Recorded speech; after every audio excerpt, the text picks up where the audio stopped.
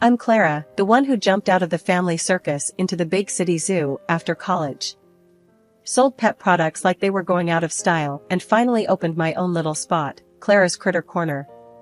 It was my slice of heaven in a concrete jungle, just a hop, skip, and a jump from my apartment. Hitting up pet expos and vet clinics became my jam. That's where the world threw Ella at me. She was all class, working at one of those high-end vet clinics, and we clicked over the latest in chew toys and cat condos. Not long after, I found myself hanging out at her place, swapping life stories over cups of tea. Ella had this son, Alex.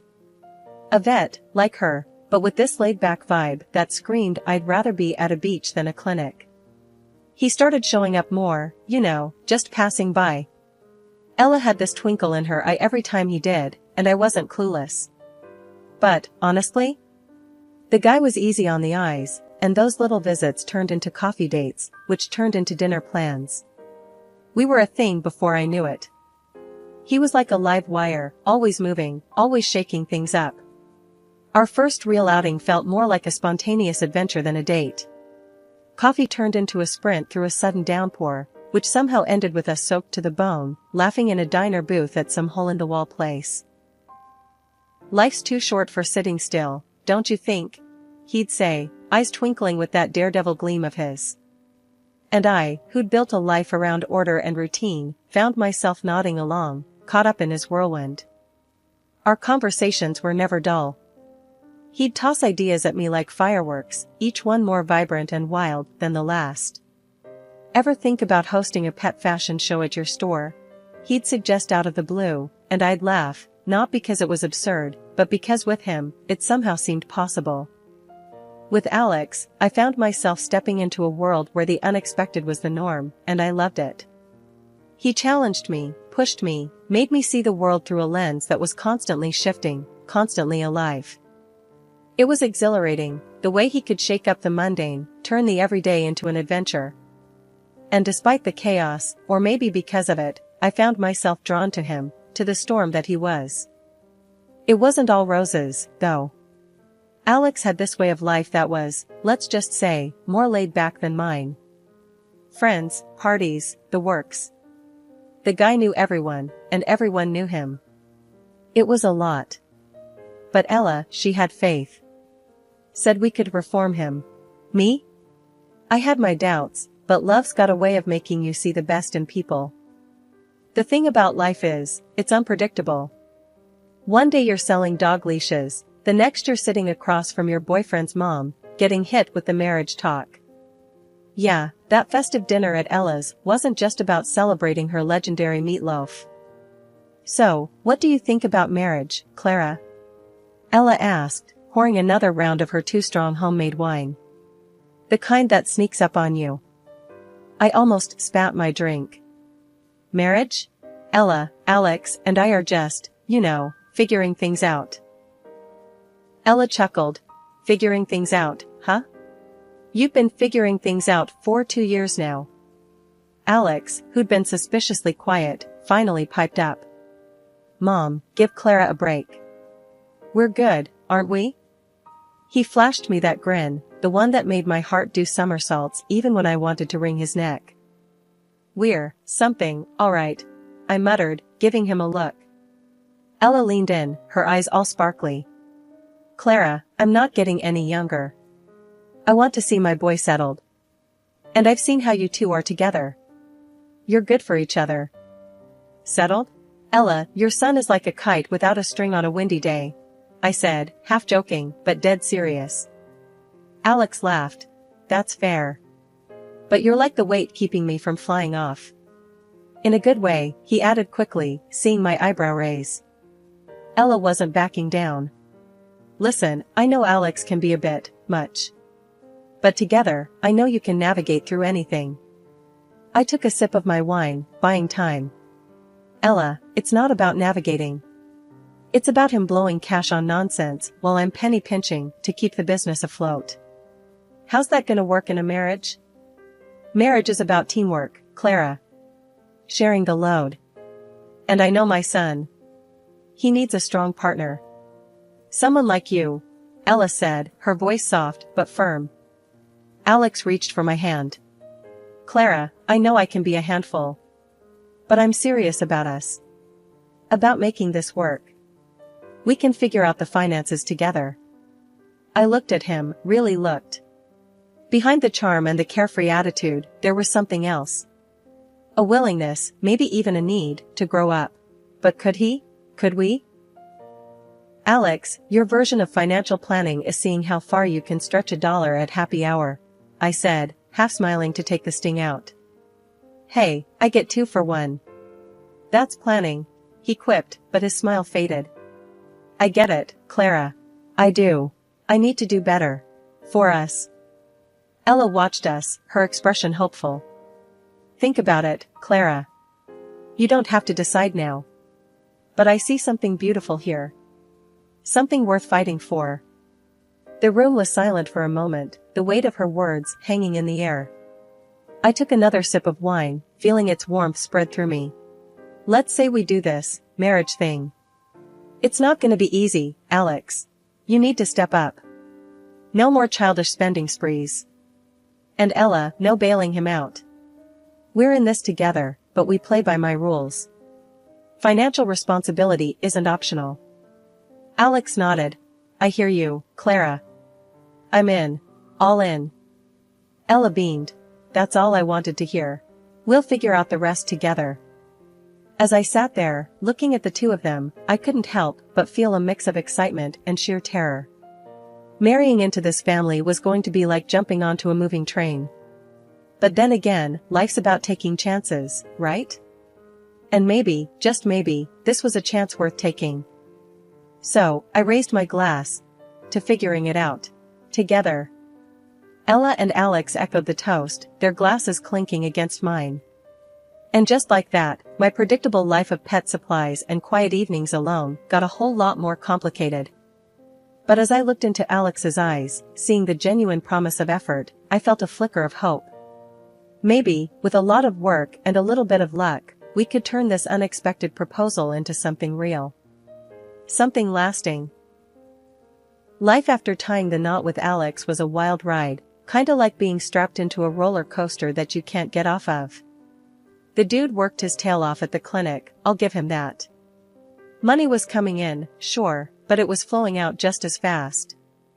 Every other week, Alex was either flashing a new watch that cost more than our rent or blowing $1,000 on ties fancier than anything I'd ever owned. Then there were the parties. Man, could he throw down. Every time he snagged some award or recognition at work, it was an excuse to hit the town with his squad, dropping more cash in one night than I dared to spend in a month. I tried sitting him down, laying it out plain and simple. Alex, we gotta start saving, thinking about the future, you know? Might as well have been talking to the wall. And kids? Forget about it. Every time I brought it up, he'd dodge the topic like a pro. It was clear, settling down, really settling down, wasn't on his radar. That stung more than I expected. Ella, bless her heart, was on another level. She'd always been the type to handle her business, money-wise. But with retirement, she started tightening the purse strings, getting real about her expenses. That's when she dropped the idea on us, let's get serious about the family budget. Time to pool resources, track every dime. Sounded like a lifeline to me. So, we opened this joint account, a pot for all things house and home. At first, Alex was on board, chucking in a decent share. But like clockwork, his enthusiasm fizzled. Payments became, oh, I'll do it tomorrow, until tomorrow never came. One evening, I cornered him, ready for a showdown. Alex, we talked about this. You, me, your mom, we're a team now. Time to act like it. He just shrugged, that maddening, laid-back shrug of his. Clara, this is just how things have been, you know? Mom's always had the bills and groceries covered. I take care of my own stuff. Why mess with a good thing? A good thing? My blood boiled. A good thing? Alex, we're supposed to be building a life here, not running some freewheeling bachelor pad. Things need to change. His reply was a cold splash of reality. Change? Clara, this is me. It's always been this way. Why start pinching pennies now? Life's got a funny way of throwing curveballs, and mine came in the form of 2 pink lines on a pregnancy test. Heart pounding, I broke the news to Alex, hoping, praying for a flicker of joy, a spark of excitement. His reaction? Cold enough to freeze hell over. "Clara, are we sure we want to keep it?" he tossed out, casual as if discussing the weather. The words hit like a sucker punch. I stood there, stunned, my heart sinking to my toes. "Absolutely," I shot back, my voice laced with steel. "This isn't up for debate." Ella, on hearing the news, wrapped me in a hug, her support unwavering. "We're in this together, dear," she assured, a rock in the storm that was brewing. Juggling the pet store with morning sickness was a Herculean task. Every day felt like running a marathon with lead shoes. So, I did what I had to do, pivoted to online sales, rented a warehouse near Ella's, to ease the load. The digital leap was a lifeline, keeping my dream afloat as I navigated the rough waters of pregnancy. Then, as if life decided I hadn't had enough, Ella fell sick, landed straight in the hospital. My heart was torn between worry for her and anger at Alex, who couldn't be bothered to show his face at the clinic. Every day, I was there, holding Ella's hand, whispering promises of better days, while Alex, God knows where he was. Bringing Ella home was another chapter in the saga. I became nurse, caretaker, daughter she never had. Meanwhile, Alex was off gallivanting with his pals, as if his mother lying weak in bed was someone else's problem. "Can't you spare a moment for your own mother?" I finally exploded one evening when he breezed in past midnight, reeking of booze and bad decisions. "She's got you, hasn't she?" he retorted, a smirk playing on his lips that I itched to wipe off. "Ella's your mother, Alex." "Your mother." I spat the words, each one dripping with contempt. "She needs us, not just me." But my words were rain against a window, seen but not felt. Alex shrugged off the responsibility like it was nothing, leaving me to wonder how the man I married had vanished so completely. Bringing a new life into the world should have been the kind of joy you shout from the rooftops. But when that day came, the echo of my joy bounced off walls built up by Alex's absence and indifference. Our baby boy, Lucas, was perfect, a tiny bundle of hope in a tangled mess of disillusion. Ella was my rock, stepping up in ways I never imagined. "He's beautiful, Clara." "Just perfect," she cooed, cradling Lucas with a grandmother's pride that outshone the dimness of the hospital room. "Thanks, Ella. I don't know what I'd do without you," I murmured, exhaustion battling with gratitude. Alex's introduction to his son was brief, a fleeting moment that should have lingered. "He's got your eyes," was all he offered before his attention slid away, back to his phone, to a world that didn't involve dirty diapers or midnight feedings. The first few weeks blurred into a cycle of feedings, diaper changes, and stolen moments of sleep. Through it all, Ella was my pillar, while Alex, well, he might as well have been a ghost for all the help he was. One evening, as I tried to balance the books for the online store with Lucas finally asleep in my arms, I confronted Alex. "Can't you see we need you here? Not just physically, but really here, with us?" Alex shrugged, a gesture that seemed to be his new mode of communication. "Clara, you've got this parenting thing down.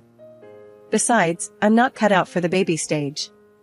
It's all crying and stuff." "Stuff? That stuff is your son, Alex. Your flesh and blood," I shot back, frustration simmering. "You think I've got it all figured out? I'm winging it every single day, hoping I don't mess up. We're supposed to be in this together." He looked at me, really looked, for the first time in what felt like forever. "Clara, I just don't know how to be the dad you want me to be." "It's not about being the dad I want, Alex. It's about being the dad Lucas needs. He needs his father. And I need my husband, not a roommate who disappears at the first sign of responsibility." The words hung heavy between us, a chasm of unmet expectations and fading hopes. Ella, overhearing, chimed in, "Alex, love, being a parent is about learning on the job. You won't know until you try." And trust me, your boy will love you for just being there." Her words, meant to bridge the gap, fell on deaf ears. Alex mumbled something about needing air and left, the door closing softly behind him. In his absence, Ella and I found a rhythm, a new normal, that saw us through each day. Our home was filled with the sounds of Lucas's gurgles and giggles, a bittersweet symphony that underscored what was missing. "Clara, you're doing an amazing job. Lucas is lucky to have you," Ella said one night as we sat exhausted but content in the living room. "Thanks, Ella. We're lucky to have you, too." As for Alex, I just wish he realized what he's missing. As days turned into weeks, and weeks into months, the gap between Alex and us widened. Old habits, it seemed, died hard. And as I watched Lucas grow, a tiny heart beating with potential, I couldn't help but wonder what it would take for Alex to see the treasure before him, to trade old habits for new beginnings. The day started like any other, with the routine hustle of managing my online store while balancing the demands of motherhood. It was during one of Lucas's naps that I decided to check our family account, a routine task that had become second nature. What I found was anything but routine. $20,000, our hard-earned savings, painstakingly accumulated for Lucas's future, was missing.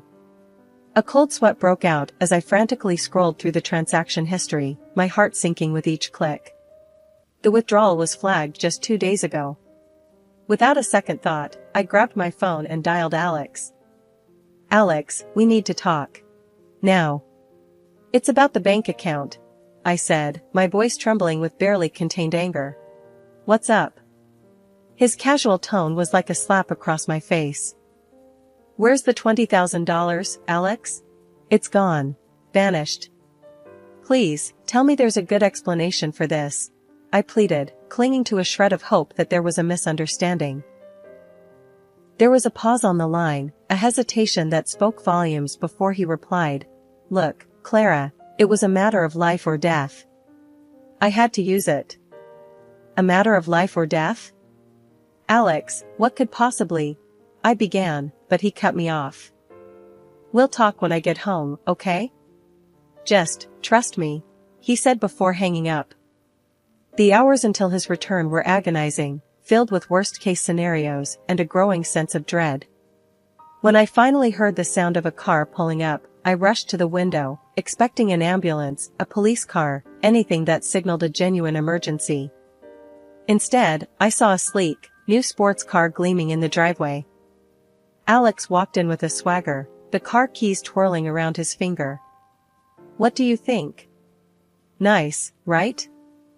I stared at him, disbelief clouding my vision. "Nice? You spent our savings on a car? Alex, please tell me this is a joke." He shrugged, unfazed by my distress. I needed something reliable. Something that makes a statement. "It was a great deal, Clara." "A great deal?" My voice rose in pitch, a mix of incredulity and rage. "We had plans for that money, Alex. For Lucas's future. How could you be so selfish?" He leaned against the kitchen counter, the picture of nonchalance. "I'll drive it. Besides, you always wanted a family car. This isn't exactly it, but you can take care of the loan. Consider it a thank you for marrying me," he said, his arrogance stinging like salt in an open wound. I felt my knees weaken under the weight of his betrayal. "Thank you? For marrying me? Is that what our marriage is to you? A transaction?" He sighed, a sound of exasperation that fueled my anger. "I'm tired of this, Clara. Tired of the arguments, of feeling trapped. If you can't handle this, maybe you should just leave," he said, tossing a stack of papers on the table. Among them, the divorce papers stood out, a testament to the depth of his indifference. Signed. Sealed. Delivering the final blow to our crumbling marriage. "This is what you want?" I asked, the fight draining from my voice as the reality of his betrayal settled in. "It's for the best. We're clearly on different paths," he replied, his tone devoid of any emotion. The room spun as I processed the magnitude of his actions. Not only had he jeopardized our son's future, but he'd also unilaterally decided to end our marriage, all for a fleeting symbol of status. As Alex's words, cold and detached, filled the air, Ella walked in, Lucas cradled in her arms. The sight of her grandson, oblivious to the pain around him, seemed to strengthen her resolve. Hearing the talk of divorce, Ella's expression hardened. "I've made my decision," she declared, her voice steady but laced with emotion. "I'm staying with Clara and Lucas. They're my family now." Alex, taken aback, stared at his mother, disbelief etched across his face. "Mom, you can't be serious." She's practically a stranger, compared to your own son." Ella shook her head, a mixture of sorrow and determination in her eyes.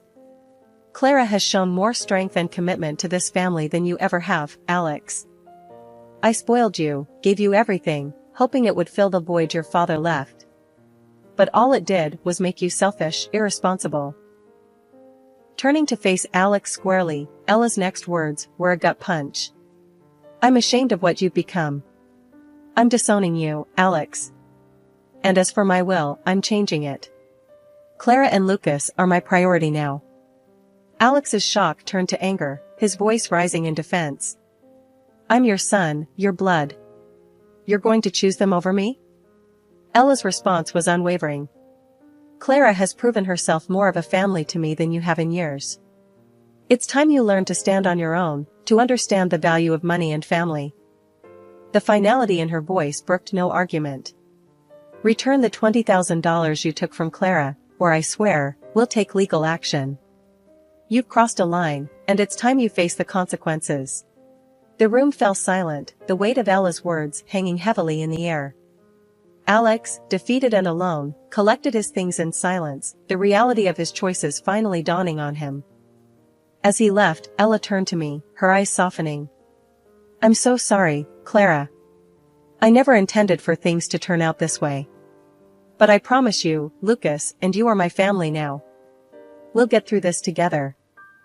After the dust settled from the storm of my marriage's end, life took on a new rhythm, a melody composed of resilience, hard work, and unexpected bonds. The divorce papers were signed, turning a page I never expected to write in my life story. But here we were, me, Ella, and Lucas, creating a new definition of family. Ella had been more than just a mother-in-law. In the wake of Alex's departure, she became my anchor, and together, we were determined to provide Lucas with a solid foundation, one built on love, respect, and the kind of hard work that molds character. "Lucas will know the value of responsibility, of earning his keep," I mused aloud one evening as Ella and I sat, planning the week ahead. "We're going to raise him to be the man Alex never chose to be." Ella nodded, her agreement silent but resolute. "He'll be better for it, Clara. With us guiding him, how could he not?" The irony of our situation wasn't lost on us. Alex, who had floated away on a cloud of his own making, was a distant figure in the life of his son, a cautionary tale of wasted potential and misplaced priorities. Rumors of his spiraling debt and lavish expenditures on frivolities reached us through the grapevine, each tale a reaffirmation of the bullet we'd dodged. Our focus remained undeterred. My online pet store, born out of necessity, had flourished into a thriving business, providing not just for our immediate needs, but allowing us to look ahead with optimism. The lessons of the past, of Alex's failings, and our own trials, were the bedrock on which I built my enterprise. Ella, ever the matriarch, took a bold step to secure our future further. Rewriting her will, she made Lucas and me the heirs to her legacy, a gesture that cemented our bond and commitment to each other and to the values we aimed to instill in Lucas. "As long as I'm around, you two will never want for anything," Ella declared, her words not just a promise, but a vow. "This family, what we have here, it's worth more than any material wealth." Her actions spoke louder than words, a testament to her belief in us, in the family we'd become. Together, we faced the future not as remnants of a broken past, but as architects of our destiny, united by love and a shared vision for what lay ahead. "We're doing okay, aren't we, Ella?" I asked one evening, as we watched Lucas play in the garden, his laughter a balm to the scars of the past. "We're doing more than okay, Clara. We're thriving, Ella replied, her hand squeezing mine. Together, there's nothing we can't overcome.